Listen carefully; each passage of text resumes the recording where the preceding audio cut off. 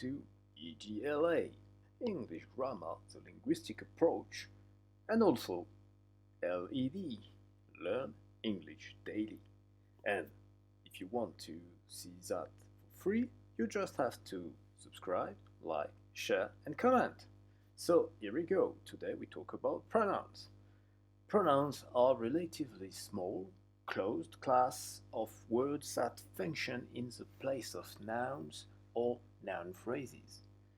They include personal pronouns, demonstrative pronouns, relative pronouns, interrogative pronouns, and some others, mainly indefinite pronouns. The full set of English pronouns is presented in the following table.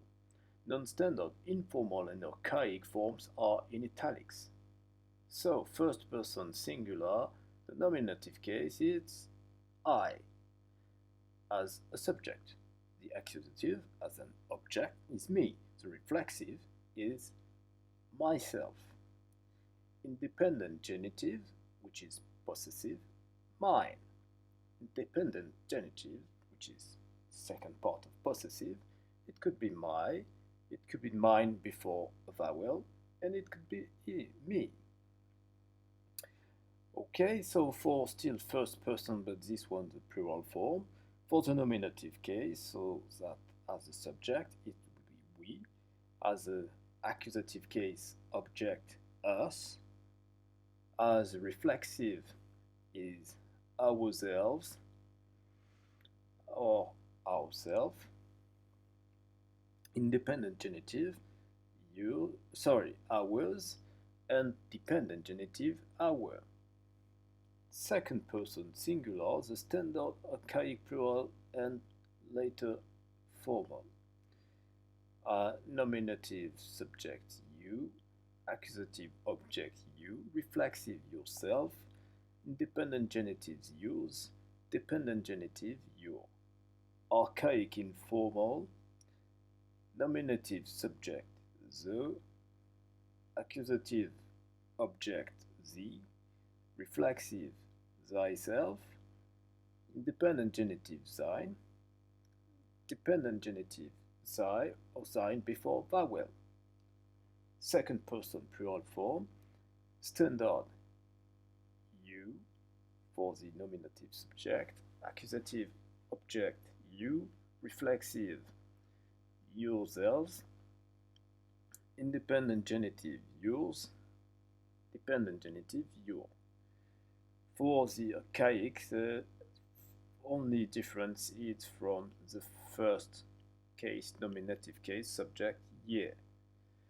The non-standard, we've got ye, yourselves, years, year. Or you all, yours, yours. And you've got yours, use, yourselves, etc. Those are not standards, so we don't focus on that. Third person singular, we've got three cases. Masculine, masculine for the nominative case subject, he for the accusative case object, him for the reflexive himself, for the independent genitive his, and there is no dependent genitive because this is the same. This is his as well. Alright, so for the feminine form, nominative case subject she, accusative case object her, reflexive herself, independent genitive hers, dependent genitive her. For the neuter, nominative case subject it, accusative case object it, reflexive itself, independent genitive its, dependent genitive its again, and epicene. So let's check this out because honestly I don't know what is epicene. So epicene is a lack of gender distinction, often reducing the emphasis of the masculine to allow the feminine. It includes androgyny, having both masculine and feminine characteristics. The adjective gender neutral may describe epicenity. Okay, so this is a rare, complex situation. So, the nominative subject, uh, they, the accusative object, them, reflexive themselves, independent genitives theirs, and dependent genitives there. Alright, so now let's move on to third person plural form because epicen it looks like the plural form, but technically it's not. Um, okay, so for the plural form, it's actually the same as for epicen. So generic formal one for the nominative subject, but also one for the accusative object, oneself for the reflexive. There is no independent genitive, and for the dependent genitive, once.